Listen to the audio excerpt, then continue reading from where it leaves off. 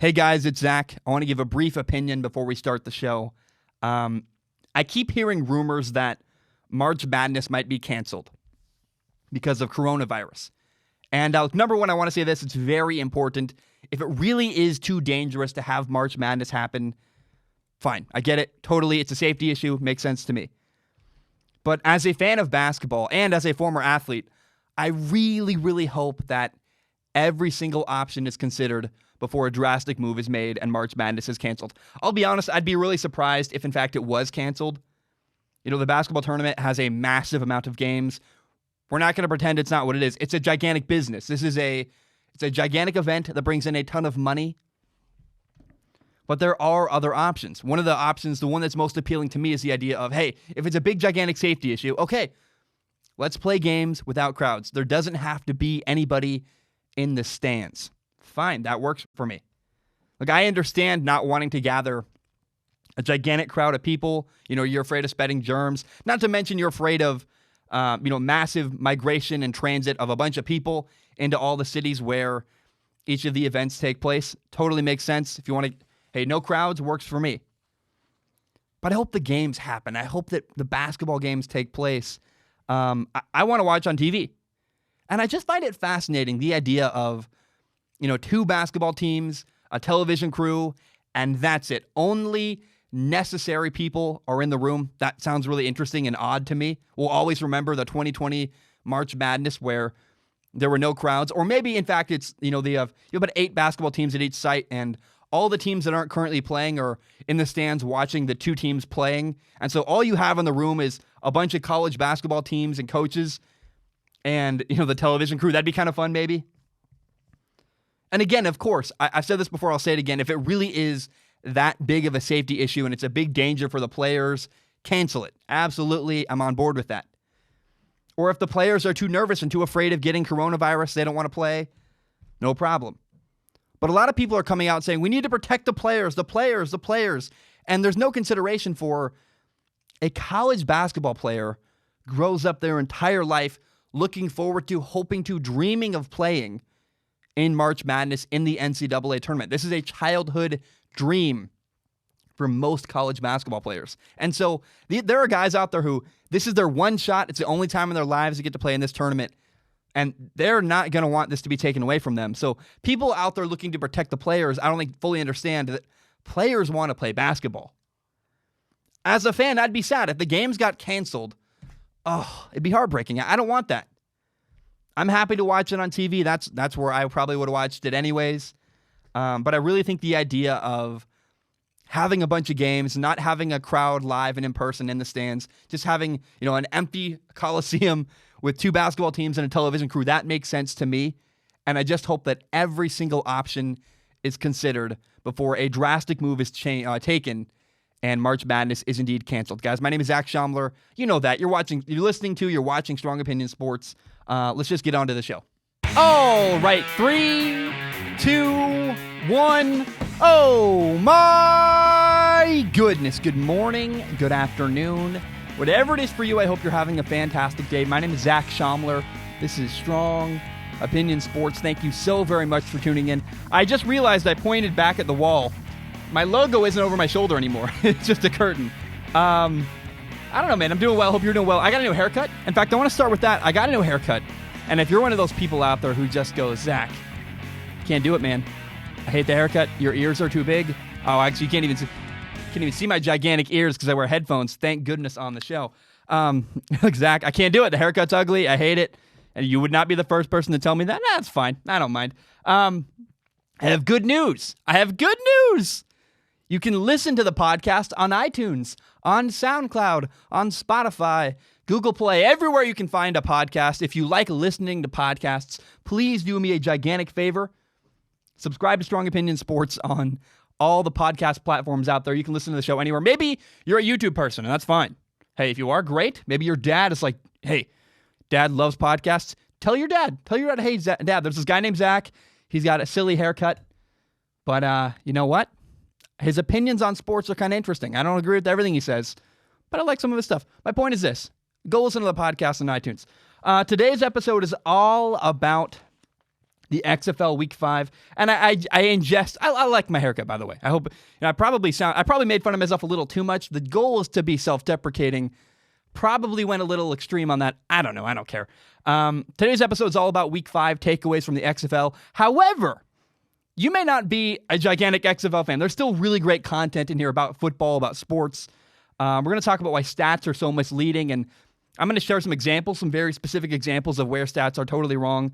I want to say, though, I get hate sometimes for how long Strong Opinion Sports episodes take to come out. I want to acknowledge one thing first. I apologize again. I'm going to say this for the last time. I've said it multiple times. The last episode of Strong Opinion Sports about the XFL Week 4 came out way too late. I got back from New York. Took me 3 days to recover. I did a whole podcast, the Flawed Humans podcast, my other podcast with my dad, where I talked about why that took so long to get episode 4 out, last episode of Strong Opinion Sports out. I apologize for that, but I will say, I do believe there's a right way to do things. So it's Tuesday afternoon. The last XFL game was Sunday night. Yesterday, I was doing research. I was preparing. I was getting the show prepared, ready to go. I take my time. I promise you, I'm working my butt off. I'm making a show as quickly as I possibly can. But I do a lot of research. I do a lot of prep. I want to be thoughtful. I don't want to be just the kind of person who sits down and talks into a mic. I think a lot of people believe that's what I do. He just sits down and he talks. No. That's not what I do. I think there are some people who do that, and I don't like that kind of content. That's clearly not what I make. But I hope you know I'm proud of the work and preparation I've done for this episode and all the other episodes. I put a lot of effort into every single episode. If I was a listener of Strong Opinion Sports, I'd want to know, hey, the guy making the show cares. He wants to make quality. He wants to make thoughtful content that's worth listening to. That's my goal. It's what I do. You can watch my Instagram stories. My Instagram is @ZachSchaumler if you want to. I go all in depth all about how the process behind making the show. I sit at my desk. I'm always working. But Week 4's episode was late. I want to acknowledge that. But I want to say again, I'm proud of this episode. I know it's Tuesday. You might not even hear this till Wednesday morning.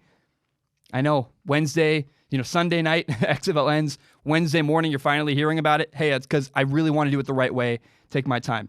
XFL Week 5. Week 5 of the XFL season was so much fun. I want to say this to start. I want to maintain that the DC Defenders have the best stadium in the league. I love it so much. It's a smaller venue. It's got around a 200,000. What am I saying? What English is really hard. The DC Stadium, I believe it's called Audi Park, has about a 20,000 person capacity seating area. What am I even saying? Does that even make sense? It's a smaller venue. It's more intimate, and it's the perfect size for the XFL. It's loud. It's fun. The stadium feels full. It's not empty. I'm a gigantic fan of that. I think it's the best setting to watch an XFL game in the entire league. If I were to go to any game and got to pick one, I would pick DC to go to Audi Park to watch a game there. I also got to say the league genuinely has a lot of parity. I mean, it's really cool to me. Anybody seems to be able to beat anybody. We saw Seattle, has one win all year, gave Houston a great game. Houston's undefeated. They're 5-0. Seattle took them all the way to the wire. Houston didn't take the lead until the fourth quarter. That's pretty cool. I don't know. I love it, man. I really, really like the fact that you can. It feels like there's a lot of parity throughout the league, and anybody can beat anybody. It's not college football. There's no New Mexico State versus Alabama. Very similar to the NFL. The talent pool is fairly even, and when you have a fairly even talent pool in football, the game comes down to who makes better decisions, who's more prepared, the nuances of football that are more interesting, rather than I'm physically more dominant than you. I don't like football when it's all about. I just get kind of bored when it's like, I'm just going to run you over. I don't know. I really prefer to see a guy out-scheme another man or make better decisions. Now, in the NFL, it's kind of cool to watch Derrick Henry just run people over, but it's at least calming because, hey, Derrick Henry is the best of the best. He's at the highest level, and people still can't tackle him. That's fine. But I really hate watching New Mexico State versus Alabama. That's not a fun matchup. That's not the thing I want. And the XFL certainly is not that. Anybody can beat anybody if you make the right adjustments and have the right performance on that day in the XFL. Here are the standings in the XFL currently. Remember, the top 2 teams in each division, there's a Western division and an Eastern division. The top 2 teams in each division make it into the playoffs. In the East, you have the DC Defenders, who are 3-2. They're number 1. The number 2 seed currently are the St. Louis Battlehawks. They are also 3-2.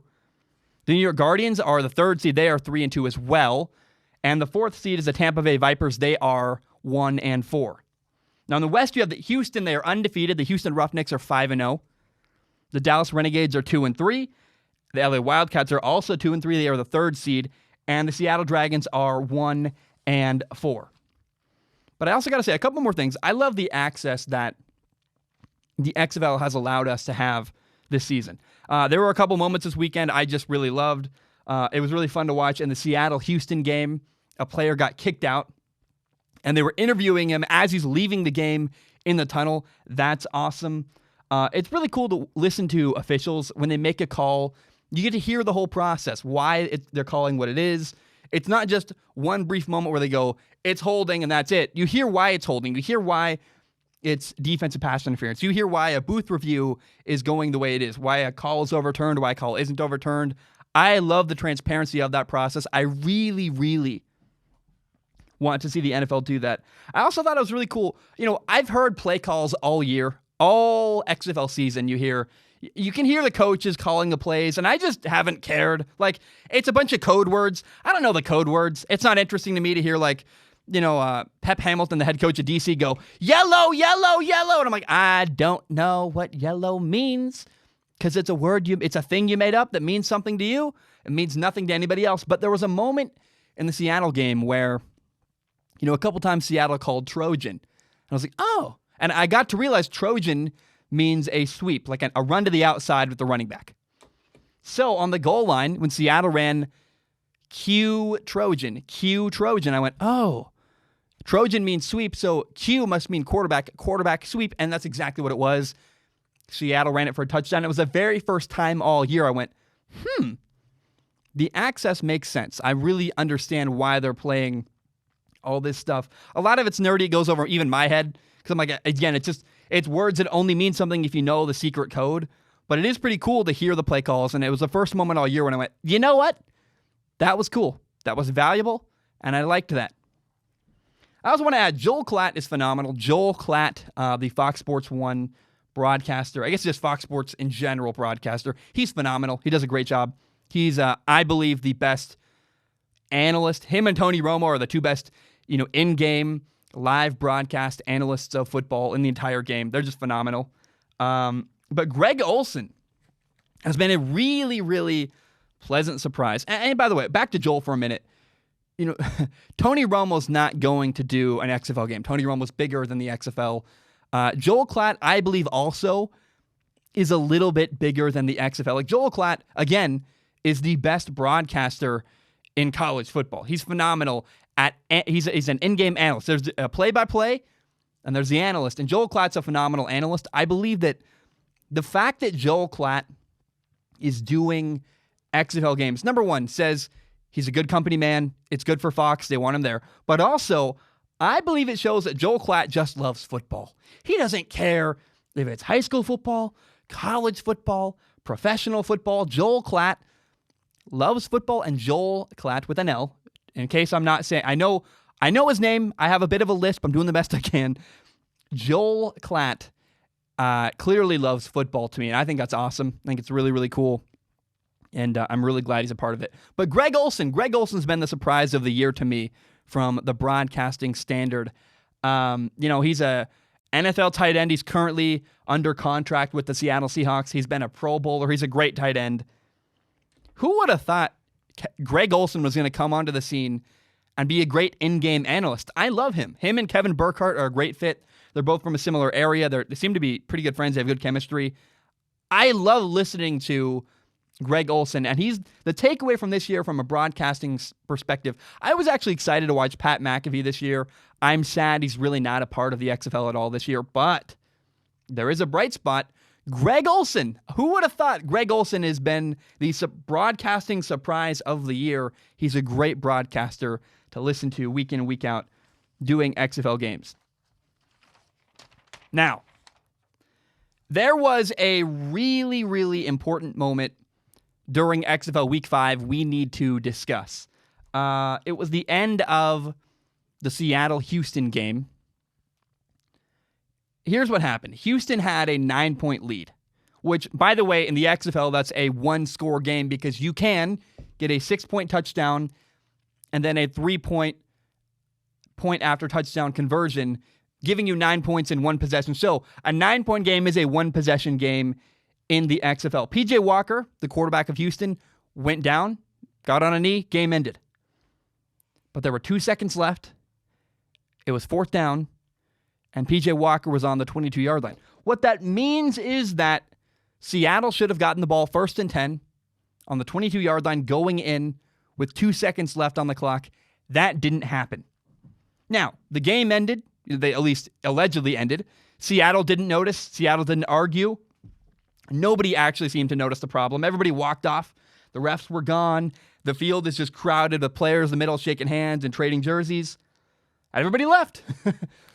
And it's a tough situation because the game should have had one final play. The game should not have actually ended because technically it didn't.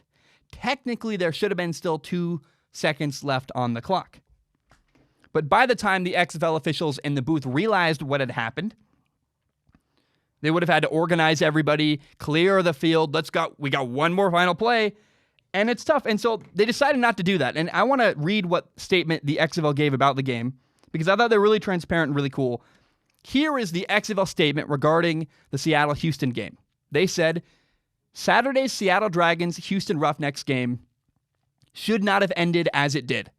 Replays showed that the knee of the Houston quarterback, PJ Walker, touched the field, rendering him down, and the 4th down play officially completed with approximately 2 seconds remaining on the clock, effectively turning the ball over to Seattle on downs with a 9-point differential in the score. Seattle was denied an opportunity to tie the game. The XFL sincerely regrets this error, and in addition, Wes Booker, who served as the officiating supervisor for Saturday's game, has been reassigned. So they made a great statement. I really, really appreciate the honesty from the XFL. Now, the question everyone's asking is this some horrible blemish for the XFL? Is this the end-all, be-all? How bad is this? I don't know. I mean, it's not a great situation. It's not something you definitely want to have happen if you're the XFL. But they did the only thing they could, which was say, hey, we were wrong. They acknowledged they were wrong. They did the best they could. And in fact, there were even consequences for the guy who made the wrong call. I love that. 100%, the way the game ended was wrong. That should not have happened. Seattle should have gotten one final play. They needed a 22-yard touchdown and then a 3-point conversion. That's not impossible. That's not even unthinkable. That could have actually happened. And it would have been really, really entertaining television. If anybody's mad about it, they should really just be mad. We really missed out on a cool ending to a game that would have been a lot of fun. But was Seattle horribly screwed? Is this the worst thing ever? I don't know. First of all, don't forget that Seattle had the ball with 3 minutes and 23 seconds left. 1st and 10, and their offense couldn't drive down the field and score. On a 3rd and 10, B.J. Daniels fumbled, turned over the ball, became Houston ball. Effectively, that should have ended the game. I mean, I don't know. Seattle did have an opportunity on that drive to tie the game, but they couldn't deliver. So a little bit of that statement saying Seattle's denied the opportunity to tie the game. Well, they had an opportunity. They just blew it. And if PJ Walker runs around for 2 more seconds, that game's over anyway. And I gotta say, it's really, really sad. We only remember the one negative moment from this game. At least from an officiating standpoint, because it's too bad. Other than the final moment of the game, the Seattle-Houston game was really, really well officiated. It was awesome. I mean, I was watching live and my notes say multiple times, what a great call. Great officiating. Great job by them stepping in the replay booth. There were multiple plays where the XFL stepped in and got booth reviews correct. Number one, there was a Mobley catch down the left sideline. Got overturned. It wasn't actually a catch. They got it right. Number two, Seattle had a fumble overturned because it wasn't actually a fumble. He was down, overturned it. Another great call. Number three, Houston had a touchdown on 2nd and goal, except he didn't actually score. So they went back to third and goal. And, they scored on 3rd and goal anyways, but for the sake of things, they got it right. It was the right call. And finally, fourth, the Seattle defense had an interception. They caught an interception on the sideline. They weren't sure how to call it. They reviewed it and confirmed, in fact, hey, that is an interception. It was a catch and bounce. There were multiple moments in the Seattle-Houston game where the XFL nailed it with booth reviews. They really did. They got it right. They made the right call. And every time they make a call in the XFL, I'm so impressed with, especially really in this Seattle-Houston game, with how clear and concise the message is. They very, very well explain the reasoning and the thought process behind the decision that's made. I love that. That's phenomenal. And I just go back to, it's such a shame that a well-officiated game ended the way it did. It's just awful.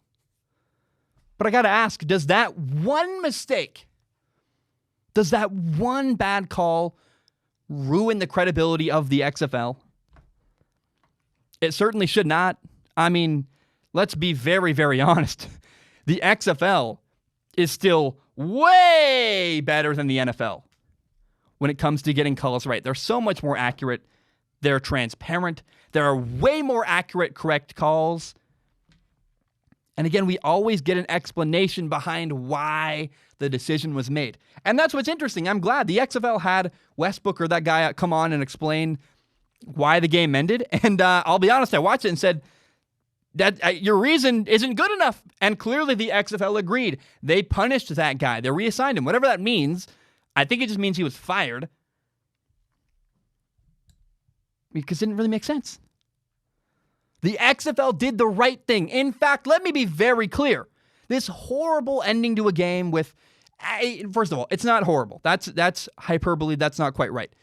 The ending of this game was not horrible. I would even go as far as say this, though, that it was actually encouraging. The game ended the way it did. Disappointing. You kind of go, oh, that's too bad. But I really like the way the XFL handled it. If anything, the way the XFL handled this situation, owning the mistake, making a statement about it, saying we were wrong, admitting fault, admitting they were wrong. When is the last time the NFL did that? How many games in the NFL do you go, bad call, bad call, bad call, bad call, bad call? What are you doing? What's happening? Why? I very rarely do that in the XFL. And so the way that the XFL handled this controversy, to me, just makes me a bigger fan of them. If anything else, the way the Houston-Seattle game ended in the XFL actually made me love the XFL even more than I already did. I so appreciate the honesty. I so appreciate admitting fault, saying you were wrong. That's a huge part of strong opinion sports. I try to do that all the time. And the fact that the league was able to do that about this play in this moment says a lot to me. And I really, really appreciate it. I really, really value that. Okay, let's move gears. Move gears? That's definitely not something anybody says. Let's now talk about the Seattle Dragons. The Seattle Dragons' performance week 5 was really, really interesting to me because, first of all, Seattle lost to Houston. They lost 32-23. But I have a great feeling about Seattle's team after this loss, which is a very rare feeling. Usually you lose and you go, it stinks. But for me, Seattle had a gigantic step forward during week 5 of the XFL season. They had a gigantic step forward in progress against Houston. I mean, they gave the number one, the best team in the XFL, undefeated Houston, a great game. Seattle led 14-0, and Houston never had a lead in this game until the fourth quarter. It says a lot. It really does. Like, wow. Seattle brought their best and were really competitive and almost beat the, quote, best team in the XFL. That's a big deal. And the biggest bright spot in this game was the quarterback for Seattle, B.J. Daniels. So Seattle's 1-4, but I'm telling you, this team is better than their record would suggest. And a large part of why they were so bad at the beginning of the year was the former starting quarterback, Brandon Silvers. They have a new starting quarterback. B.J. Daniels is the new sheriff in town. And if you've watched the Seattle Dragons in the last 2 weeks, they haven't won in the last 2 weeks, but they've really, really put out a better performance. They almost beat St. Louis, one of the better teams in the league. They almost beat Houston just last week. And by the way, it was at Houston, it was at St. Louis, in that incredibly tough-to-win dome in St. Louis. That's impressive. And Saturday, the Dragons were heavy underdogs going into Houston, and they almost beat the Houston Roughnecks at their own place. And that says a lot to me about the progress the Seattle Dragons are making. Nobody believed in them, and they still almost won. And I gotta say, I love watching B.J. Daniels, the new quarterback for Seattle, play. He's both incredibly entertaining, but also really, really compelling as a quarterback. Yeah, like he can run. And his ability to run has a huge impact on Seattle's offense, for sure. He runs for yards. He avoids sacks. He can extend plays, keep his eyes downfield, throw the ball downfield. It's awesome. And he does make things easier for running backs in the zone read scheme. Because sometimes you'll run a zone read, he'll keep the ball, he'll run to the edge, and it forces a defensive end to be honest. Defensive ends have to respect the fact that B.J. Daniels might run, which allows running backs more room to run inside. If B.J. Daniels hands off the ball, the defensive end can't just crash inside immediately to tackle the running back because they have to respect that B.J. Daniels could keep it. They also ran a quarterback sweep a couple times, one for a touchdown. It was great. And B.J. Daniels is a much better quarterback than the former Seattle quarterback, Brandon Silvers, for so many reasons. And he's the right guy. I mean, the Dragons' chances of winning are significantly better with B.J. Daniels as the quarterback. He regularly makes the right decision. He picks the right matchup. B.J. Daniels seems to understand why Jim Zorn, the head coach and play caller, calls the plays he's calling. I mean, Jim Zorn calls a play, and him and B.J. are on the same page. B.J. goes, he's calling the play for this reason, to attack the defense this way. And the more I watch, the more I understand it's even more clear. Brandon Silvers was the problem in the early couple weeks for the Seattle Dragons. It wasn't Jim Zorn. A lot of people were questioning Jim Zorn. I was even at some points going, look, I love Jim. Is he the right guy? What's going on? No. The problems were Brandon Silvers because Jim Zorn and B.J. Daniels work really well together. Now, B.J. Daniels is not perfect as a passer. We've talked about his ability as a quarterback. We'll talk about that a little more. We're going to get to why he's so compelling as a quarterback in a minute. But there was a play on the first and goal where B.J. Daniels took his eyes down too quickly. He needed to keep his eyes up and be more patient. A shallow route came open over the middle. He should have been looking. He just really kind of rushed through his reads a little bit, took off running rather than being patient in the pocket. That comes with reps. And it's hard when you're a quarterback who has the ability to run. It's tempting to want to just run. It really is. There was a 3rd and 2 where, again, B.J. Daniels extended a play rather than being disciplined and throwing to his check down who was open. The check down would have gotten the first down easily. Instead, they didn't get it. B.J. Daniels is not a perfect quarterback. No one's saying that. I'm not saying that, certainly. But he still executes way better than Brandon Silvers, the former quarterback for Seattle, did. Again, I love watching B.J. Daniels play quarterback. He's aggressive, man. He had a stiff arm. It was brilliant. And the announcers were like, I don't like that. No, I love that. It's really this. B.J. Daniels has this attitude of a guy who's not playing scared at all. And he's the kind of guy you would want to follow into battle.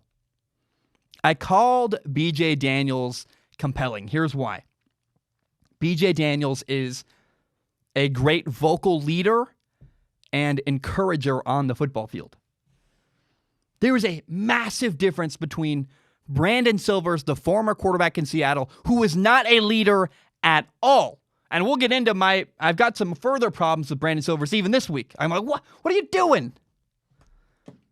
No, Brandon Silvers was not a leader. BJ Daniels is the opposite. He is the man. He's a great leader. He's vocal. He encourages. He's the kind of guy who rallies his teammates to victory. I know they haven't won yet. I'm telling you, BJ Daniels is the right guy. He gives the Seattle Dragons the best opportunity to win. The locker room supports him. They love him. And in a sideline interview, BJ Daniels showed just how much he gets it. He credited his teammates. He said, man, we're doing this together. Rather than talking about himself, he talked about his teammates. And that's the kind of guy he is. It's very clear. He's not just saying that for the camera. That really, truly is who BJ Daniels is, because you watch the way he interacts on the sideline. You hear him talk to his teammates. I know people in that locker room. They love him there. He gets it. He's loud. He's encouraging. He's phenomenal. And it's really, really fascinating to me. Brandon Silvers, the former quarterback, was inactive this week. Inactive, meaning not suited up to play at all. Not participating last week. And it seems to me like Brandon Silvers is being a big baby. And I'm not impressed with Brandon Silvers, the man. The quarterback, the man, the leader, non-existent. Brandon Silvers was given so many opportunities to succeed. I mean, they really they were patient. They kept saying, Brandon, come on. Brandon, come on. Brandon, come on. It would be one thing for Brandon Silvers to be mad about being benched if he never got a fair opportunity. If he never was able to play and they never gave him a shot, fair enough, be mad. I mean, I sided with Tampa Bay quarterback Quinton Flowers when there was the situation in the early weeks for Tampa Bay was they kept switching quarterbacks back and forth. Quinton Flowers, Taylor Cornelius, Quinton Flowers, Taylor Cornelius, coming on and off the field. It's awful. That's not a situation that's good for any quarterback. And so when Quinton Flowers, the quarterback in Tampa Bay, took a leave of absence from the team and requested a trade, I supported him. I said, yeah, that's not a good situation for anybody. I support the quarterback there. But that's not what happened with Brandon Silvers. Brandon Silvers was given a fair shot and many, many opportunities. In fact, you could argue, many people would, that Seattle was far too patient with Brandon Silvers, that their season might be over already because they didn't make this switch soon enough. I mean, I watched the DC quarterback, Cardell Jones, this weekend get benched. And Cardell Jones was a good leader. He stayed engaged. He was involved in the game. When the guy who replaced him, Tyree Jackson, scored a touchdown, Cardell Jones was the first person out there high-fiving him, giving him a shoulder bump, and celebrating with his teammates. That's what a good leader does. But in contrast, Brandon Silvers hurt himself. And he hurt his own team by not playing, by not being prepared, by not being ready on the sideline. What would have happened if BJ Daniels had gotten hurt? You know who would have played quarterback? Keenan Reynolds. A guy playing receiver for Seattle who did play a little bit of quarterback in college, but he's a running quarterback, doesn't have a great arm. If BJ Daniels had gotten hurt, Seattle was screwed, and part of that's because their guy, Brandon Silvers, is selfish and wasn't there. I don't know, man. The Seattle issues in the first couple weeks were because Brandon Silvers wasn't a good enough quarterback. He went out late at night. He did. Wasn't prepared. Was a bad leader on game days. Jim Zorn is a solid coach. I like Jim Zorn. The problem was Brandon Silvers. Now let's talk about Jim Zorn because I like him. He's the kind of guy I would love to play for Jim Zorn. He's a former quarterback. He's got this cool attitude, really like California cool. Just the kind of guy. I don't even know what California cool means because a lot of people say that. I just said it because everyone said it my whole life. He's just got this calming presence, this demeanor about him. Jim Zorn is just a calm dude, the kind of guy you're like, I would love to work with you.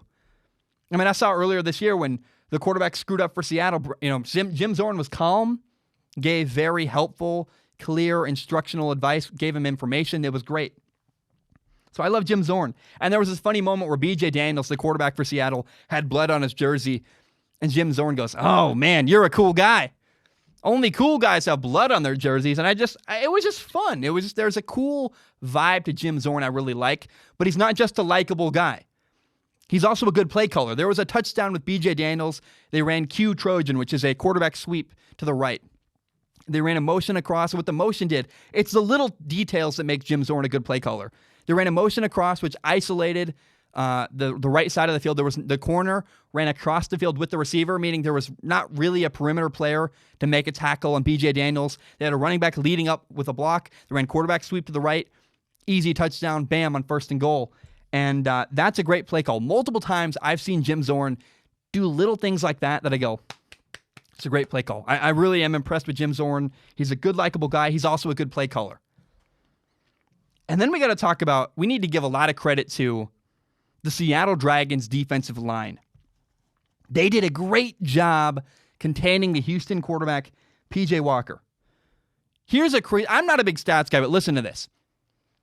P.J. Walker ran the ball 7 times for only 6 yards this weekend. That's because Seattle had a really smart pass rush design. A lot of other XFL teams need to copy what Seattle did. The defensive ends had a really wide pass rush, and their goal, their mission, their objective was we got to keep P.J. Walker in front of us. P.J. Walker, the Houston quarterback, has got a really great ability to run around and extend plays, and they said, you know what? We're going to keep our eyes on him. He's going to be in front of us. Wherever he goes, we can follow him because we're looking at him the whole time. He's not going to get behind us. That's how you stop P.J. Walker. You fan out, you play a kind of contained pass rush, and it worked really well. P.J. Walker did not scramble, did not extend plays, and throw the ball downfield. It didn't happen. It wasn't possible. And here's the thing. P.J. Walker makes a couple mistakes a game. You need to capitalize on those moments. Seattle did. Seattle had 2 interceptions. They had a forced fumble. I am telling you, there is now a template to beat P.J. Walker. Do what Seattle did. Seattle wasn't able to score enough points in the end, but they had an opportunity to win that game. Seattle, against a really good Houston team, and this quarterback who's probably MVP, gave other teams an example of how to beat Houston, and they came up just short. I mean, I'm telling you, Seattle had the ball 1st and 10, 3 minutes, 23 seconds left. They couldn't drive down the field and score, but the defense gave them that opportunity. The defense was good enough to stop P.J. Walker. Seattle couldn't capitalize. Seattle's offense couldn't. But there is now a way. If you want to, we've seen a way to beat P.J. Walker. One more thing. There was that final play where, Seattle should have gotten the ball with 2 seconds left on the 22-yard line and a chance to tie the game. But did Seattle really get massively, massively screwed? No, they didn't. Did they get screwed a little bit? Sure. I mean, if you look at it that way, but I just will always go back to 3 minutes, 23 seconds left, 1st and 10 for Seattle, and they couldn't drive down the field and score. On a 3rd and 10, B.J. Daniels fumbled the ball, gave it back to Houston, game over. Everyone's saying Seattle didn't have a fair opportunity. They did have an opportunity. 3 minutes, 23 seconds left. They had an opportunity, and they didn't make it happen. They did not deliver. Those are my takeaways from Seattle Week 5. It was a really fun performance to watch, a great game, really enjoyable, and I feel really good about Seattle moving forward. B.J. Daniels is the guy moving forward, and he should be. Now, Houston won on Saturday. They beat the Seattle Dragons 32-23. And I want to start by talking about Houston quarterback P.J. Walker's stats. Because the dude had 3 turnovers. He had 2 interceptions and a fumble lost. And it was so annoying to me. The announcers kept saying, man, this is not the P.J. Walker we're used to seeing. They're like, P.J. Walker's off his game. It's wrong. P.J. Walker played exactly like he's always played. If you watch the film, P.J. Walker's been the same guy all 5 weeks of the XFL season.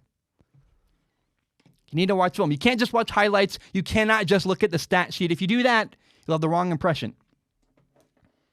Week 5 against Seattle, P.J. Walker made the same mistakes he's made all year. Now, during the early couple weeks, P.J. Walker made a couple questionable decisions. In week 1, one of them he was made to pay through an interception in the end zone. Now, week 2 and 3, St. Louis and Tampa Bay. They didn't capitalize when they had opportunities. PJ Walker threw a couple passes that should have been intercepted week 2 and week 3, and they were dropped by the defense. What changed this week? When PJ Walker gave the defense an opportunity to get an interception, the defense caught the ball. Again, PJ Walker didn't change in week 5. The defense changed. And this is why you cannot blindly trust stats. Stats are not everything. They can be incredibly misleading. A lot of people just look at the box score. Like, he was blank for blank with blank yards and this many touchdowns. And then you watch a couple highlights and you think you can talk about everything. That's not how it works. That's not enough. You need the actual context behind the numbers. If you've been watching every Houston game for the last 5 weeks, you'll see, a lot of PJ Walker throws, not a lot, but about 2 a game could have been interception, and they were intercepted and they were dropped. This weekend against Seattle, the difference only is that the defense finally capitalized and caught those balls rather than dropping interceptions. You need the full context of a situation. PJ Walker isn't perfect. I never said he was. In fact, I said he is not perfect. I've been saying that the entire season. On Saturday, PJ Walker made a couple questionable decisions. He had an interception where he stared down a hitch on the left side of the field. He didn't see the flat defender. The linebacker slipped underneath, got a really easy interception. It looked really bad, and it was bad. And then there are a couple times where PJ Walker just occasionally will force a throw into coverage to Cam Phillips. Cam Phillips is the number 1 receiver in the XFL, and I get it. I get making a throw, throwing the ball to your best receiver.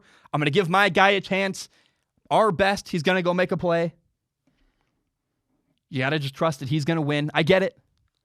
But there are still sometimes even that's still not a good choice when it's a bad double team and it's just not there.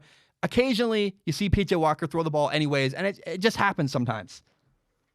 Where you see PJ Walker make a decision and you go, that's not great.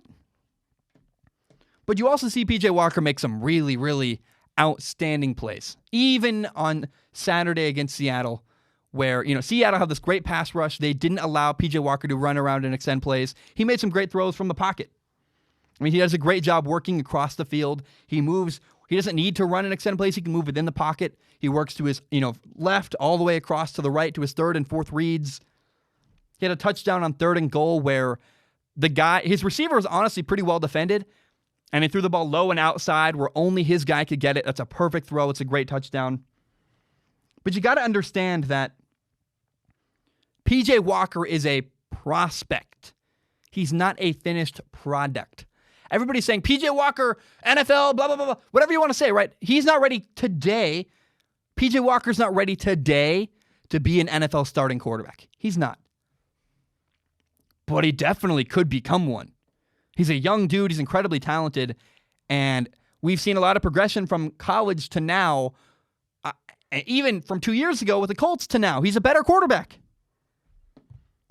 I am convinced that with the right coach, PJ Walker could be really special at the NFL level.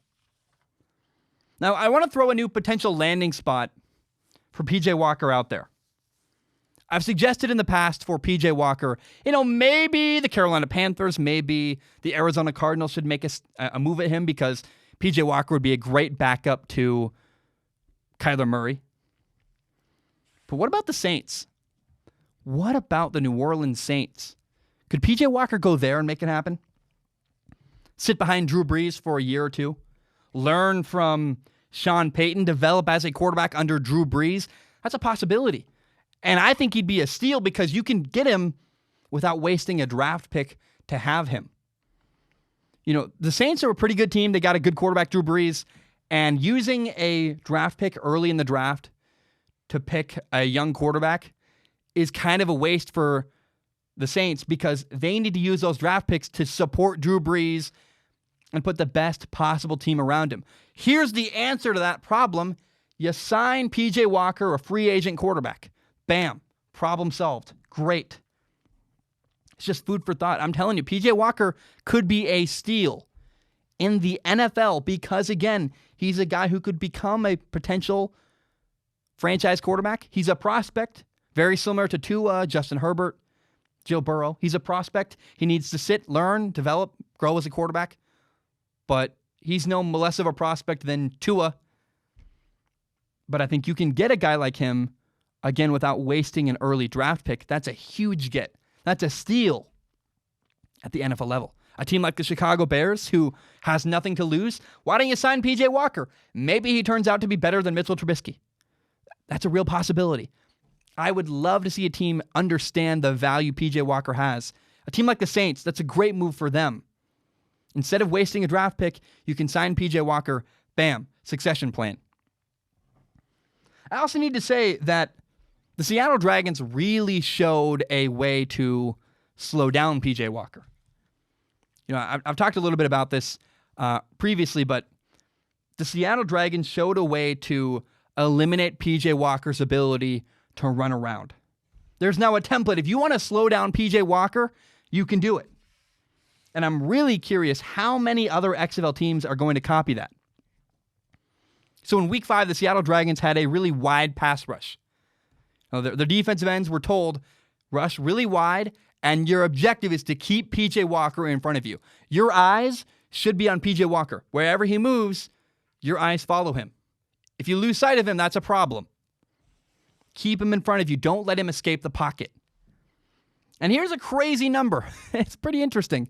P.J. Walker ran the ball 7 times in Week 5 for -5 yards. The key is this. P.J. Walker will make like 3 bad decisions a game. So if you keep him in the pocket, you don't allow him to run, then it comes down to your coverage, making plays, stopping P.J. Walker's ability to throw the ball. And again, about 2 or 3 throws a game, P.J. Walker gives the defense an opportunity to make a play. Now, in Week 5, Seattle caught 2 interceptions. They had their hands on the ball, and they caught it. We saw earlier this year, Tampa Bay, St. Louis had the ball in their hands and dropped interceptions. But the problem was, you still couldn't slow down his legs. Now we have a way, oh wow, if you can catch interceptions and run a pass rush scheme similar to what Seattle did, a really wide pass rush, slow down P.J. Walker, keep him in front of you, don't let him escape the pocket, keep him in the pocket. There is a way to slow down P.J. Walker. He will make a questionable decision at some point. You just need to capitalize and catch the dang ball. Okay, there are 2 other things I want to talk about with the Houston Roughnecks. Number 1, I love Nick Holley, the Houston receiver. Did anybody see that wild graphic they put up? There's this wild graphic about Nick Holley where it showed that in 2015, he broke his back. In 2016, he tore his ACL. In 2017, he tore his ACL again. And 2018, for a 3rd year in a row, Nick Holley tore his ACL. Now, 2020, he's back. He's balling in the XFL. To me, that's incredibly impressive. That's a really cool story of a guy's just tenacity to keep trying, to keep going, and keep attempting to stay playing professional football. And I love Nick Holley's heart and the passion he plays with. He's a gutsy receiver. I mean, he takes some hits and still catches the ball. He'll just get nailed. I mean, he'll get rocked and hold on to the ball and complete the catch. That's a big deal to me. I really, really respect and appreciate that about him. The dude leaves nothing on the table. His effort is phenomenal. He had a nice touchdown. It was a 3rd and 1. He got wide open, made the safety miss, ran for a long touchdown. Nick Holley is one of my favorite stories and one of my favorite receivers in the entire XFL. Now, number 2, there's a new thing in Houston I want to highlight and talk about really briefly. It's called the Houston Hop. It's very similar to the Lambeau Leap in Green Bay, Wisconsin with the Packers, where the Houston running back, James Butler, scored a touchdown, and he jumped into the stands. He did it twice. I saw it twice. I love that. They call it the Houston Hop. I think that's super fun, super cool. And I got to just say, all around in general, I really enjoy watching the Roughnecks play football. It's so much fun. It's mostly their offense. I like the Houston Hop. That's pretty cool. But their offense is so much fun. They have an ability to score really quickly. They have such good play design. And as the football nerd in me, I just love what Houston's able to do on offense. The way they use spacing to get guys open and create mismatches is so cool. And Houston's one of my favorite teams to watch. I hope they make it to the championship because a lot of people, I don't know if, I hope the ratings would be good for the XFL championship game. But I really hope people get to watch them because they are a phenomenal football team. It's just a blast. Really entertaining, really fun to watch. And I'm excited to watch them progress and keep going throughout the rest of this year. We're halfway through the XFL season, and the first half for the Houston Roughnecks, they're 5-0, has been really, really successful. All right, I'm going to take a short break. When I return, we still have 6 more XFL teams to cover. We're going to talk about Dallas, LA, Tampa, DC. They benched their quarterback. New York, Luis Perez. We'll talk about Jordan Ta'amu, the quarterback in St. Louis. Got a lot of good storylines. We're also going to do a topic near the end of the show called XFL Week 5 stats, or something along the lines of basically showing where stats are incredibly misleading. It drives me nuts. Guys, my name is Zach Schomler. I'm going to take a short break. I will be right back. All right, we are back. I want to talk about the LA Wildcats. The LA Wildcats won on Sunday night. They beat Tampa Bay. And I got to say, I have never seen a team that is as resilient as the LA Wildcats. I've never seen a team like this. A team that's able to roll with the punches, that's unfazed by their mistakes, that just has the ability to move on to the next play. And again, that rolling with the punches, it's so hard to find a team able to operate the way that the LA Wildcats have the last couple weeks, especially in this last game against Tampa Bay. So many things went wrong to start the game for LA. The very first play of the game, the LA Wildcats quarterback Josh Johnson threw an interception. Later, he fumbled the snap. The snap was high. He couldn't handle it. That was a turnover. LA dropped a wide open deep ball. Would have been a gigantic gain, maybe a touchdown. They fumbled a punt return. They missed a field goal. They kept making huge mistakes. They were down 17-0. Then later, they were down 24-6. That's an 18-point deficit. They were losing by 18 points, and things kept getting worse and worse and worse.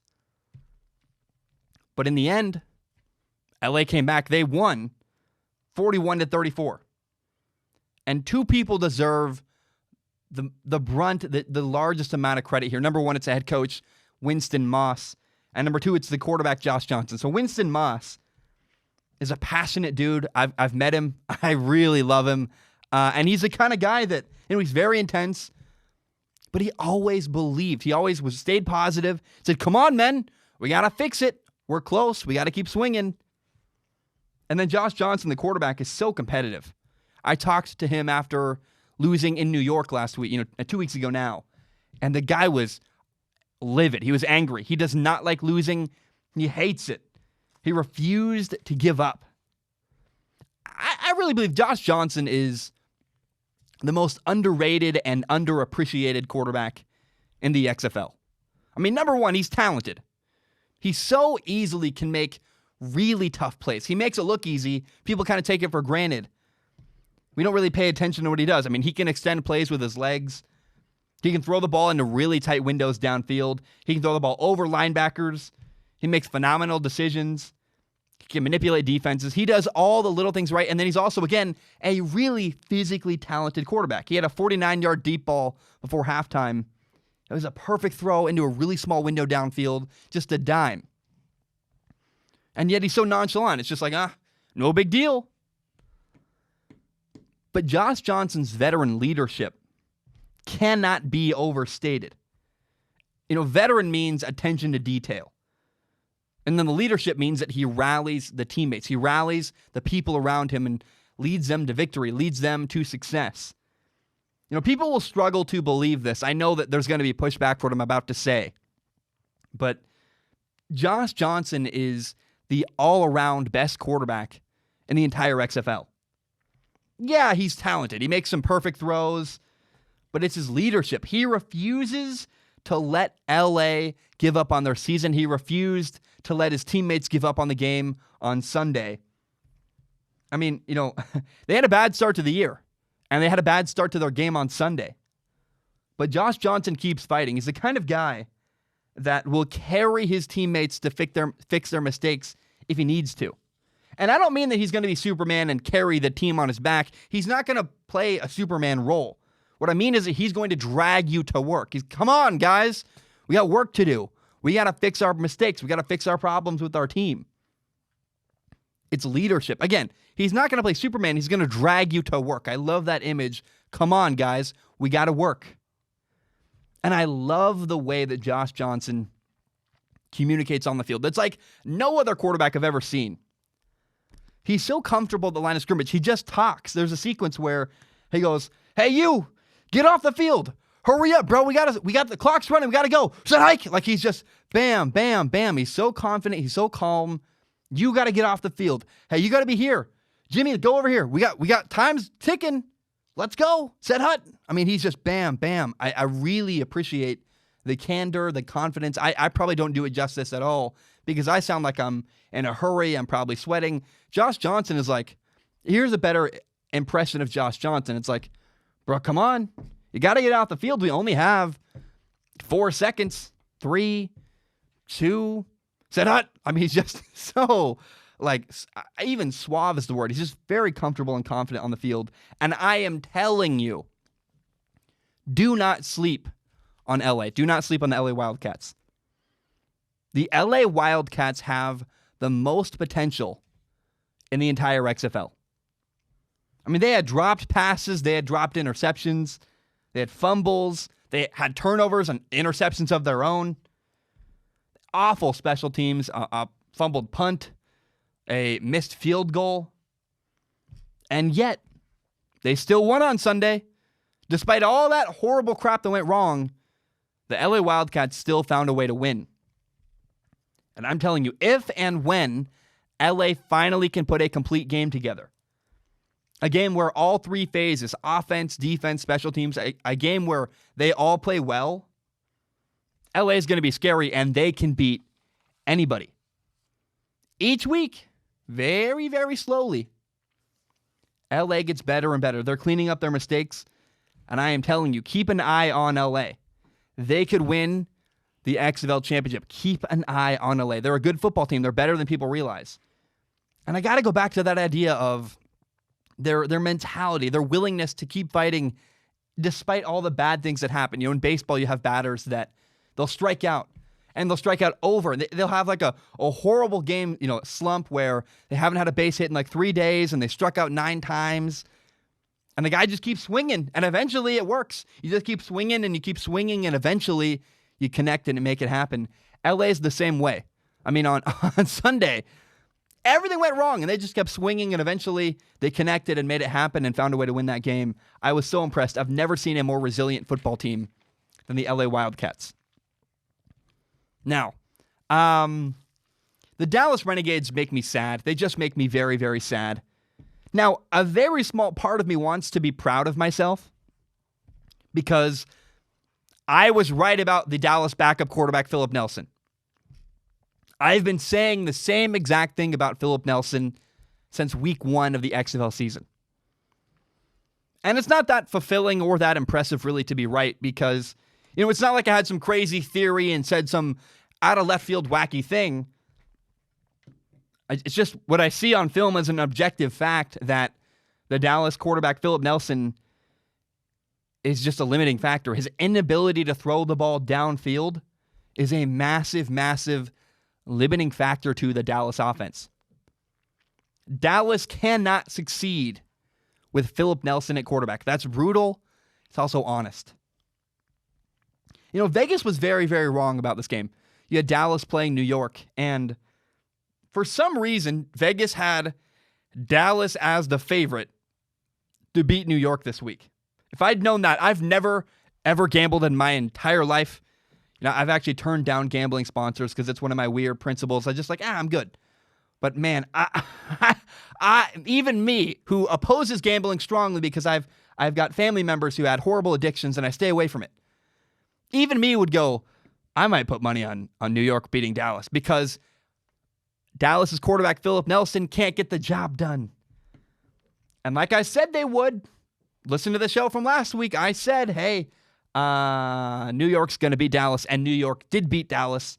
They won 30-12. It's one of those rare times. I don't gloat very often when I'm right. I'm actually kind of famous for making videos where I talk about when I'm wrong.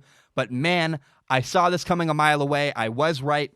And again, it doesn't take a genius or a football god to understand that, hey, Philip Nelson is the problem. Philip Nelson is the backup quarterback in Dallas. The starting quarterback, Landry Jones, is hurt. And not having Landry Jones is probably going to end up costing Dallas their entire season. Philip Nelson has played only 2 full games this season in relief of Landry Jones. Week 1, Landry Jones was hurt. Week 5, last week, Landry Jones was also hurt. And in 2 full games with Philip Nelson as a quarterback, Dallas has not scored a drive on a touchdown with Philip Nelson in at quarterback. In week 1, when Philip Nelson started, they had 3 field goals, and in week 5, the most recent game, they had another 2 field goals. Dallas's 1 touchdown in week 5 was a kick return touchdown. Again, they cannot succeed with Philip Nelson as quarterback. He's just his arm. He's got a noodle arm. He doesn't have the ability to throw the ball downfield beyond literally 5 yards. I know that sounds weird, and you're probably thinking, if Philip Nelson is so bad, if he's really as bad as you say, Zach, well, then why does he play? Well, he's playing because he makes good decisions, not because he's talented. He plays because he puts the ball in the right spot. I have to acknowledge that Philip Nelson, he makes often pretty solid decisions. He's not a bad reader of defenses, but he's super physically limited. Again, he's got a little noodle arm. He cannot complete a pass into a tight window downfield. That's sad. That's brutal. That's also honest. He threw some really, really terrible balls downfield this past weekend. There was a 3rd and 9, hit a deep ball down the right sideline, and he literally threw the ball out of bounds. He was nowhere near his target. You can't complete a deep ball if you throw it out of bounds. That's pointless. And then Dallas has this star tight end, Donald Parham. The dude's 6'8". He's a stud, man. The guy's so fast. He's so physically gifted. And multiple times, New York played Donald Parham in man coverage and said, hey, we're going to cover your guy one-on-one because we don't think your quarterback can get the ball there. And in spite of the fact that Donald Parham in one-on-one coverage is a mismatch, Donald Parham should dominate that. Dallas couldn't get him the ball. I think he had 1 catch. I remember one opportunity where Philip Nelson closed his eyes and threw the ball downfield and got lucky. And he literally, after he completed the pass, was he was very relieved that it worked.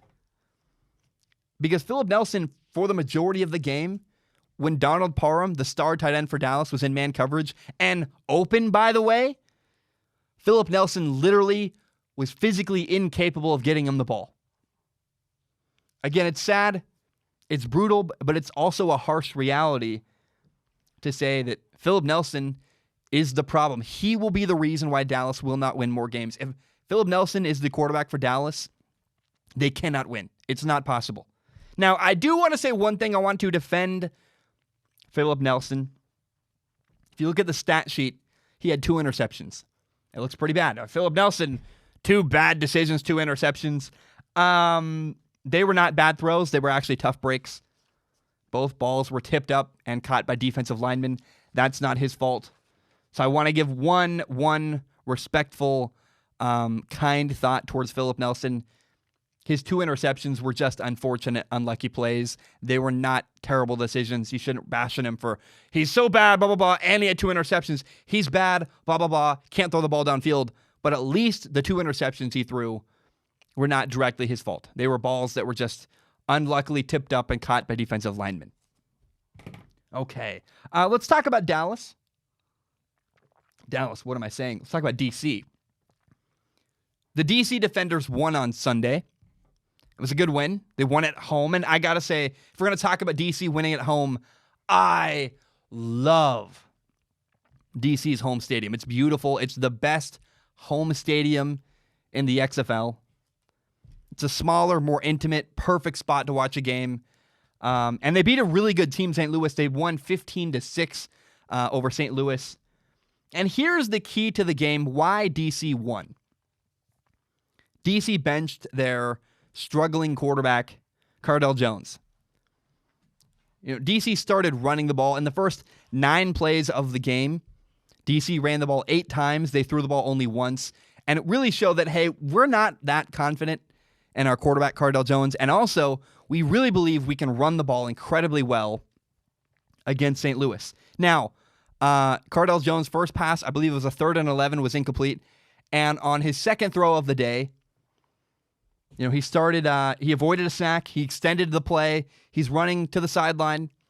And instead of throwing the ball out of bounds to live to see another day, guess what he did? He threw the ball into coverage, and it got intercepted. Should have thrown the ball away. And so they benched him. They said, we're done. We're tired of the turnovers.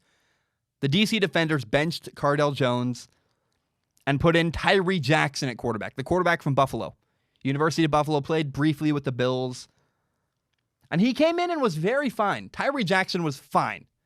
Tyree Jackson was not impressive. If he was, I would credit him, but he wasn't. But what Tyree Jackson did really well was he limited the negative plays. He avoided costly mistakes. There were no huge wow plays from Tyree Jackson at quarterback, but let's be honest, DC doesn't need that. They're a really good all-around football team. The 2 losses DC has this year came because Cardale Jones was turning the ball over and making massive, massive mistakes. Tyree Jackson did enough to win, and that's all he needed to do. He did have a short touchdown pass on a slant. It was an RPO. The defense came inside. He threw the slant for a short touchdown, and I was really happy for him. And Tyree Jackson had several runs that converted 3rd downs. Great. Also really, really good. But in the passing game, Tyree Jackson didn't do much. He was 9 for 14 passes. He completed 9 passes of the 14 he threw. So 9 completions for only 39 total yards. 39 total yards in the entire game for Tyree Jackson throwing. He did have that 1 touchdown. DC ran and ran the ball. It just pounded the ball repeatedly. They ran the ball 41 times for 229 total yards rushing. That's awesome.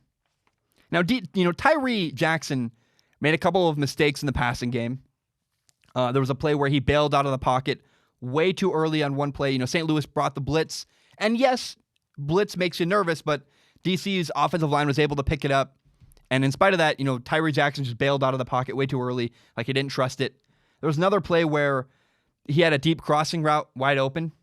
And I mean, there was no defenders in the middle of the field. His guy was wide open in the middle. But he took his eyes down to run and didn't get all the way through his read progression. He just wasn't comfortable. He was looking to run a little bit too early. But again, Tyree Jackson was a lot better than Cardale Jones for this simple reason that he had no costly turnovers. Cardale Jones this season has 4 touchdowns and 7 interceptions. It's not good. Too many turnovers. But I do want to credit Cardale Jones here. He really earned my respect. He got benched, and getting benched is terrible. Doesn't feel good. But what he did is stayed engaged with the game. He wasn't pouting alone by himself on the sideline. He was in it. He was focused. He was ready if his name was called again. And there was a moment where, when Tyree Jackson threw that, short slant for a touchdown, the first guy out there to celebrate with him was Cardale Jones giving him a side bump. I love that. I massively, massively respect Cardale Jones for his leadership in that moment. Last week, Brandon Silvers, the quarterback for Seattle, got benched, and he walked off on his own and pouted and wasn't engaged in the game at all. And you got to credit Cardale Jones here. His leadership and his maturity for handling being benched that well was really, really impressive to me. Now, there are 2 final notes I want to make about DC. Number 1 is that I love watching the DC defensive end, Anthony Johnson. He's great. He's AJX, I think 5 on Instagram. His Instagram's fun. I love him. I love his intensity. I love his passion for the game. And when you watch him play, it's so clear. Anthony Johnson just loves playing the game of football. It's so refreshing and cool to see. DC in totality had 4 sacks on defense, and DC had 2 really big stops on 4th and 1 in the 4th quarter at the end of the game. Not 1 stop on 4th and 1, but 2 stops on 4th and 1 in the 4th quarter on consecutive drives. DC's defense came up big when they were needed. And then number two, I got to say this because it's important. I really, really like Pep Hamilton, the head coach of DC. And I get he's probably got a lot on his plate because his main concern is trying to get into the end zone, not what you need to do once you do get into the end zone. But DC still has no idea how to handle the conversion situation after a touchdown. So after a touchdown, you can go for a 1-point conversion from the 2-yard line, a 2-point conversion from the 5-yard line, or a 3-point conversion from the 10-yard line. And DC very clearly has no idea what to do. Every other XFL team has figured out their plan. Every team has a unique plan. Some teams have a special package where they run a certain special formation. Some teams have a different approach and they only go for 2 every time or whatever it is. But every other team has figured out their plan for how to handle a conversion after a touchdown. DC is not. They're 1 for 9. Of the 9 times DC's tried a conversion this year, they've gotten one of them all season. And it's pretty clear. Again, Pep Hamilton, the head coach of DC, is like, I don't know. I got no plan yet. We'll figure it out. And I think part of it, again, is they're so focused on just trying to score touchdowns that, getting a conversion is an afterthought. But it is something worth talking about. I love Pep Hamilton. He's got to figure out a plan sooner or later for what to do after you score a touchdown because they are the worst in the league, and they look aimless and like they have no plan after a touchdown is scored. Guys, my name is Zach Schomler. I'm going to take a short break. When I return, we have 5 topics left. We're going to talk about New York and their quarterback, Luis Perez. We're going to talk about a topic I'm so excited for. It's about we're using the XFL as a case study to show how misleading statistics can in fact be. We're going to talk about the St. Louis Battlehawks. We'll talk about the Tampa Bay Vipers. We'll end with the segment we end with every single week. Guys, my name is Zach Schomler. I will be right back. All right, we are back. I want to start with the New York Guardians. The New York Guardians won this past weekend. They beat Dallas 30-12. And this game was a prime example of just how misleading statistics can be. The New York Guardians quarterback, Luis Perez, was 16 for 30 passing. That's a 53% completion percentage. He had 229 yards, 1 touchdown, had 1 interception. He was nearly perfect, though, and yet statistics would not necessarily show that. There's a lot of questions. Why was his completion percentage so low? Why did he have such a low amount of completions, and why were his incompletion numbers so high?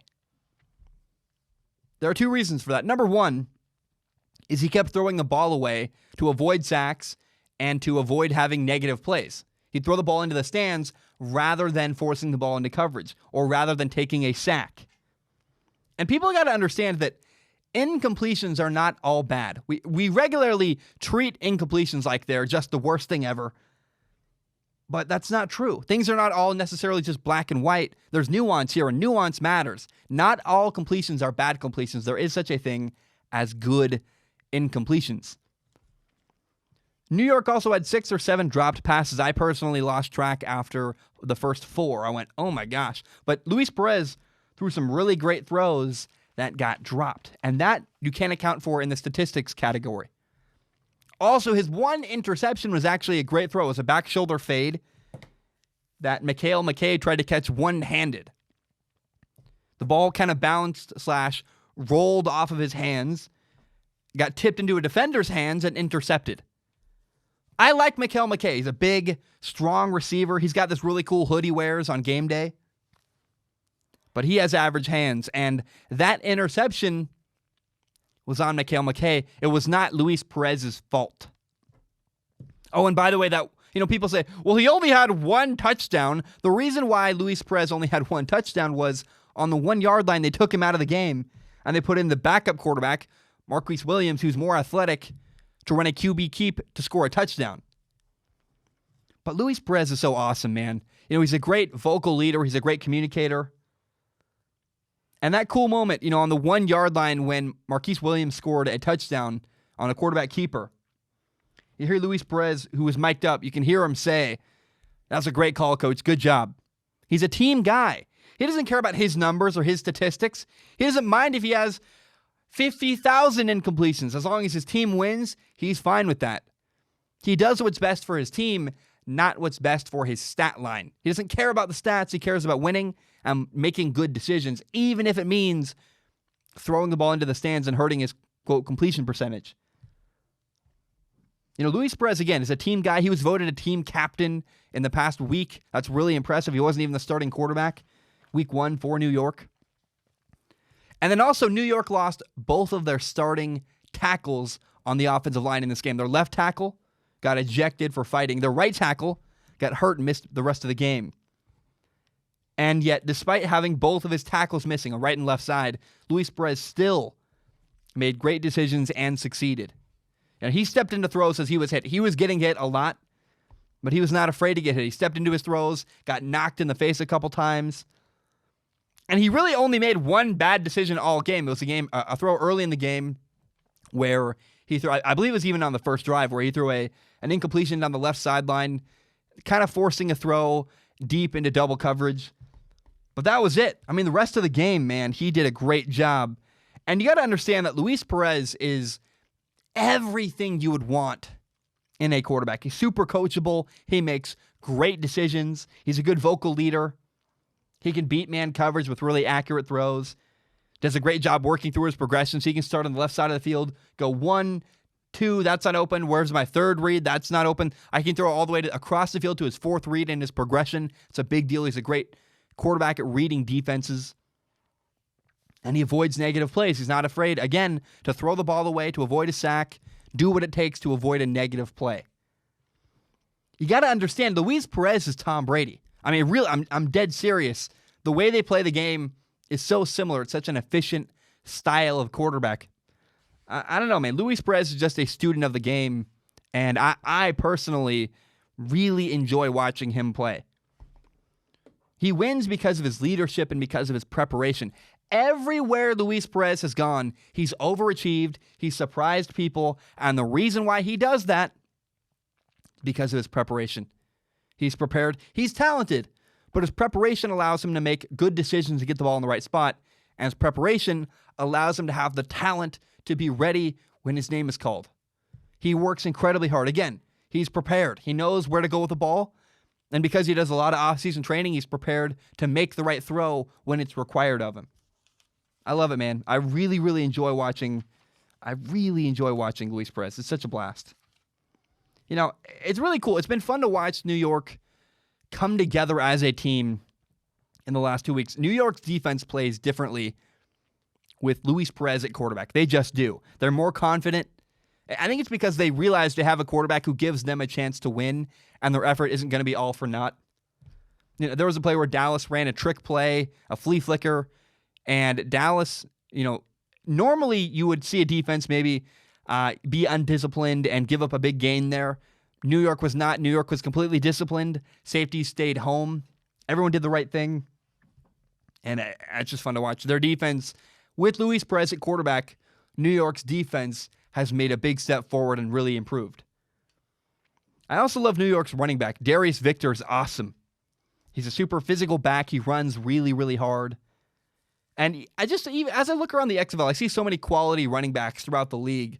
And Darius Victor is definitely one of the better ones in the XFL. Now, I do have one concern. New York's center, Ian Silberman, is a troublemaker. He got a personal foul for fighting in this game in Week 5. This is not the first time either. He's been fighting in the past. I watched him against St. Louis cause a lot of trouble. Nearly got kicked out of the game. My one concern with New York actually moving forward is that Ian Silberman, it's with a B. So even Silberman might be what I see is a hothead who's kind of a wild card, and that could get New York into trouble down the road. Maybe a key play where they need a first down or they need something, and hothead Ian Silberman just gets all freaked out and gets kicked out or has a big penalty that costs them. So that concerns me because he's got a little bit of erratic behavior. But other than that, man, I feel really good about the New York Guardians moving forward. And I got to say this because this is a topic near and dear to my heart. People get mad at me all the time when I say that statistics are overrated. Their minds explode. They can't handle it. Maybe they're a financial analyst and they're like, but you got to please stop. We're talking about football, and I think it's really important for people to understand just how easily statistics can be misleading in the game of football. I heard someone say recently that, stats never lie. And I went, excuse me? He said, yeah, statistics, impossible. They never lie. And I'm like, are you kidding me? That's completely false. That's so false, I can't even believe it. I'm literally doing a topic on the podcast because of how wrong that is. Stats lie all the time, constantly. It's so easy for, stats to be misinterpreted or, misleading because you have to view them with context. You can't just take stats at face value. Now, I compiled a couple of examples. We're going to use XFL Week 5 as a kind of a case study to show some examples of where statistics can be incredibly misleading in the game of football. We'll start with, Houston's quarterback, P.J. Walker's a big deal. People love him. We'll start with him. During Week 5, he had 3 turnovers. He had 2 interceptions and a fumble lost. That's 3 total turnovers against, they played Seattle this week. And the announcers kept saying, oh my gosh, he's got 3 turnovers. This is just a different P.J. Walker than we've seen all season. And I just was like, you're wrong. It's not true. That statement saying we're just seeing a different P.J. Walker was completely false. P.J. Walker played exactly the same Week 5 as he did Week 4, Week 2, Week 3, Week 1. P.J. Walker has played the same all 5 weeks of the XFL season. Now, he's a stud. I love him. He's going to be the league MVP. But occasionally, he makes a questionable throw. He'll make a throw where you go, ooh, that probably should have been intercepted. Against St. Louis and Tampa Bay, weeks 2 and 3. P.J. Walker gave the defense opportunities, and they dropped interceptions. There's a couple plays burned into my memory because I remember writing them down going, oh, let's not forget that. Where the defense had the ball in their hands, P.J. Walker threw it right to him, and they dropped the ball. That should have been an interception that in the stat line did not go down as an interception.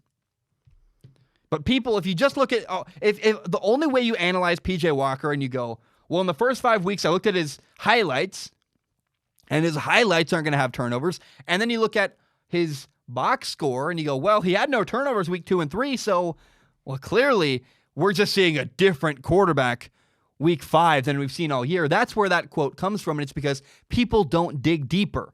They just take the stats at face value. They only read the box score. They only watch the highlights rather than looking at the full context of the game and seeing, oh, he's made mistakes like that all season.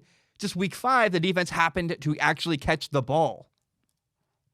Now, another interesting part of P.J. Walker's game is his ability to run around. And week 5, he ran the ball 7 times for -5 yards. 7 rushes for -5 yards. What happened? His running game was shut down because Seattle ran a really wide, disciplined pass rush. It's a really good scheme designed by Seattle in this game, and they designed it to keep P.J. Walker in the pocket. Their aim was, the defensive ends are going to pass rush really wide, get really wide, keep P.J. Walker in front of you. No matter where he goes, keep your eyes on him, keep him in front of you. Don't let him get behind you. And if you keep him in front of you, he'll stay in the pocket. If he tries to run around, we can tackle him. And that's exactly what happened. Seattle did a great job containing P.J. Walker, and it's because they made a different adjustment. Rather than just rushing upfield, blindly trying to sack P.J. Walker, they played a type of contained defense, kept P.J. Walker in front of them, didn't let him run around and escape the pocket. So in week 5, P.J. Walker had 3 turnovers. He ran the ball 7 times for -5 yards. And the question is, did P.J. Walker change? No. No, he did not. The defense changed. The defense made adjustments, and they made plays when P.J. Walker threw the ball in their hands. They caught interceptions. P.J. Walker hasn't changed. The defense did week 5. How about poor Philip Nelson? Philip Nelson is Dallas's backup quarterback. He had 2 interceptions in week 5. And if you just look at the stat sheet, it's terrible. You go, oh my gosh, Philip Nelson, 2 interceptions, must have made 2 terrible decisions. But here's the reality. They were plays where He just got unlucky. They were not bad decisions. He threw the ball got tipped up in the air and caught by defensive linemen. Both of his interceptions week 5 were caught by defensive linemen. Is that a bad decision or is that just being unlucky? Philip Nelson was unlucky. Those interceptions are not a reflection of his decision-making. And then Luis Perez, my favorite storyline in this case study of stats being misleading.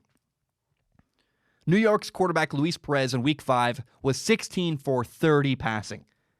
That's a 53% completion percentage. And completion percentage is something, we'll get into it. It's so overrated. It's so silly. They're like, we put so much emphasis on completion percentage. So he had a 53% completion percentage, 229 yards passing, 1 touchdown, 1 interception. And he was yet nearly perfect, even though the stats wouldn't show that. Luis Perez made phenomenal decisions the entire game, and yet the stat line would say, oh, well, 53% completion percentage, that's terrible. So why was his completion percentage so low, and why did he have so many incompletions? There are 2 reasons. Number 1 was that he kept throwing the ball away. He did it either to avoid a sack or because, nobody was open, and he was avoiding a negative play. I'm going to throw the ball into the stands rather than force it into coverage. And people want things to be simple because nuance is confusing. Fair enough. I guess I don't really understand it, but whatever, that's people. People just want it to be black and white. Incompletions are bad. That's what most people believe. Incompletion equals bad play. Bad quarterback, incompletion. But there is such a thing as a good incompletion. Luis Perez's incompletions were actually good decisions where he was throwing the ball to avoid a negative play, throwing the ball into the stands, or throwing the ball away to avoid a sack, or avoid forcing the ball into coverage. That's a good decision, even though, it's a, quote, a bad incompletion. But another thing you have to pay attention to is that New York had 6 or 7 dropped passes. I mean, Mikhail McKay had the ball in his hands wide open, just dropped it. And that happened multiple times down the stretch for New York in week 5. Is a dropped pass a brilliant, a great read, a great throw, hit your receiver right in stride in the hands that's dropped? That's not the quarterback's fault. And yet the statistics would reflect, that's an incompletion that makes the quarterback look bad. So the incompletions were not the quarterback's fault, at least not the dropped passes, and neither was his interception. Mikhail McKay tried to one-hand a back shoulder fade. Tried to one-hand it. The ball kind of rolled off his hands, got popped into the air, right into the hands of a waiting defender. That's not Luis Perez's fault. That's a really good throw that Mikhail McKay botched, tipped up in the air, and allowed the defense to make a play on it. That interception was not Luis Perez's fault. It was the receiver's fault, not the quarterback's. So stats lie all the time. Especially in the game of football, they can be incredibly misleading. Do not put all your faith into statistics. It drives me nuts. Especially if you avoid context. Oh my gosh. Stats are kind of like Spark Notes. Spark Notes can give you the gist of a story.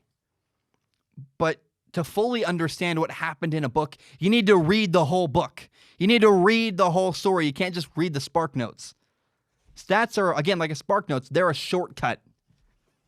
You need the full context to fully understand stats. You can't just look at a box score and some highlights and think, the whole story of a game and the whole story of a player. And let's be very honest, some stats are meaningless. There's an Instagram account called WTF Stats. They just give you a lot of stats that are like, I like the account, by the way. There's a really cool picture of the Atlanta FC Stadium. It's like in the Atlanta Dome, whatever, the Georgia Dome, I guess is what it's called. And they have like 71,000 people. And I guess all 10 of the highest attended MLS games in MLS history are games in Atlanta. Does that have any value? I mean, I don't know. Someone could find probably a commercial value to say that, hey, you want to do marketing at a Atlanta game. But what does that have to do with soccer? Not a lot. Just not much. So stats lie all the time. You cannot just blindly trust numbers. Stats can be incredibly misleading if you refuse to pay attention to the context. Stats are not the story. Don't just Spark Note a game. Don't just look at the stats. Don't just watch the highlights. If you want to really understand the gist of a game and talk with authority, watch the film. Watch an entire game. Don't just throw out a couple stats and think you're a gigantic expert on exactly what happened in a football game.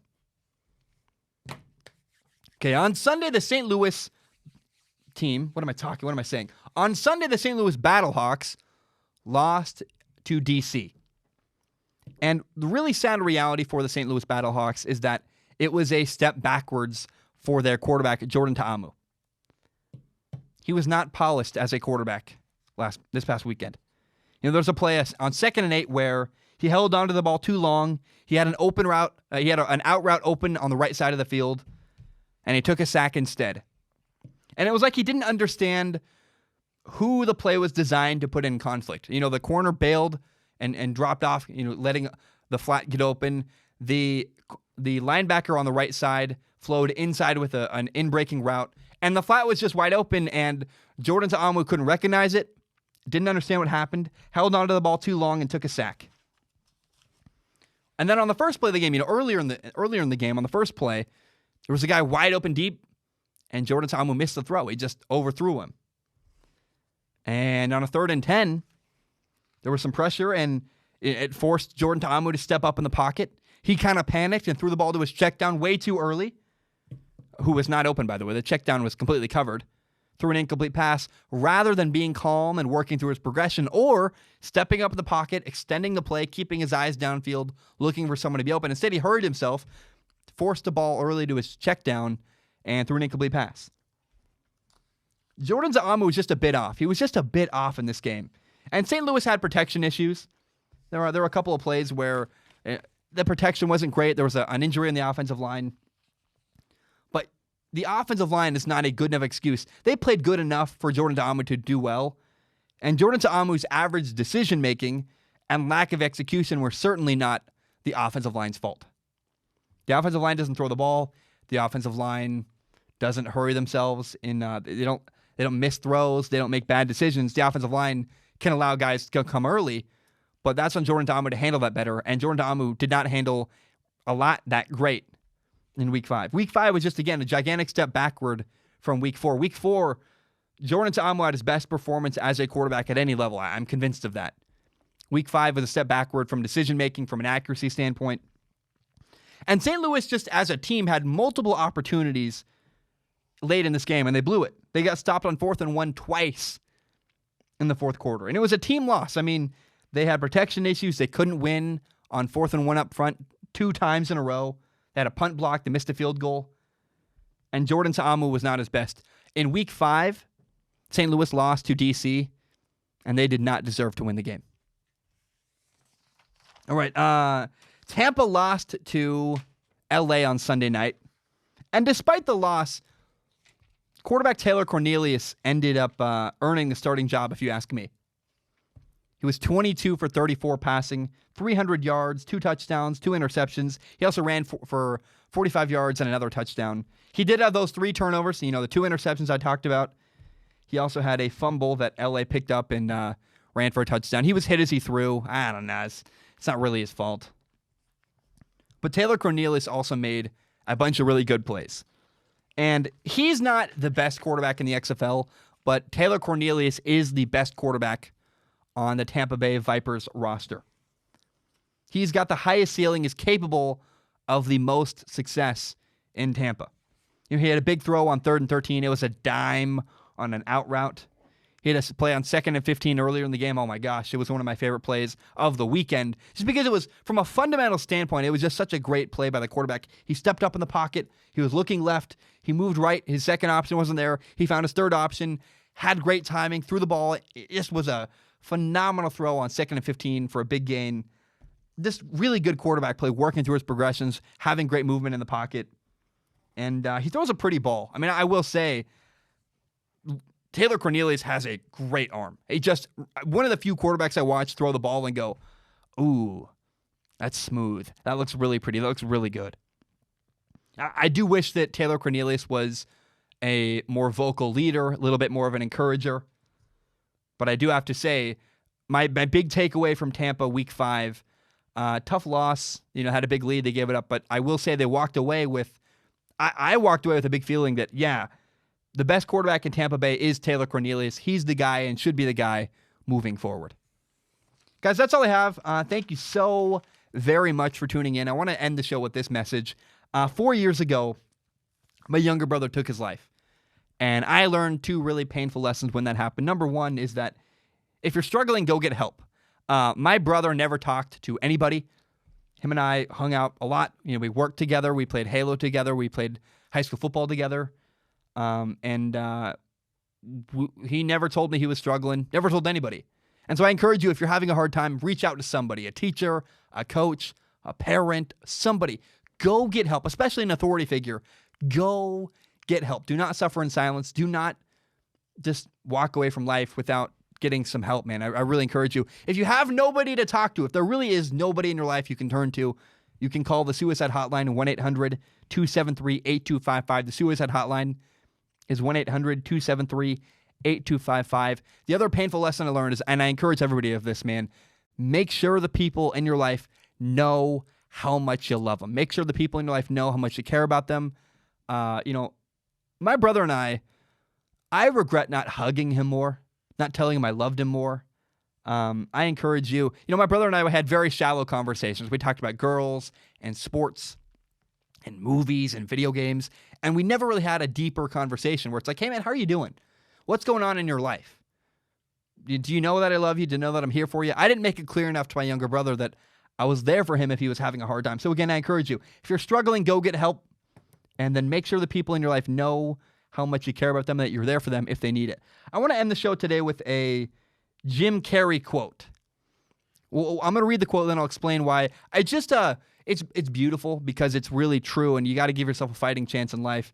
Jim Carrey said, "I believe depression is legitimate, but I also believe that if you don't exercise, eat nutritious food, get sunlight, get enough sleep, consume positive material, surround yourself with support, then you aren't giving yourself a fighting chance." I love that, man. Take care of yourselves. Go get enough sleep. Go do things in your life you enjoy. Depression is a real thing, and go get help if you have depression, and go see a counselor, and go get help. Call the suicide hotline if you have nobody else. But also, give yourself a fighting chance, man. Go do things you enjoy. That Jim Carrey quote, I'm going to read it again. "I believe depression is legitimate, but I also believe that if you don't get exercise, eat nutritious food, get sunlight, get enough sleep, consume positive material, and surround yourself with support, then you aren't giving yourself a fighting chance." That's a Jim Carrey quote. I love it. Guys, my name is Zach Schaumler. Thank you so very much. Hope you have a great day. Look, we got a great show. We got a great week planned. I'm so excited. That's all I have for today. Recording more very, very shortly. Bam, we are done.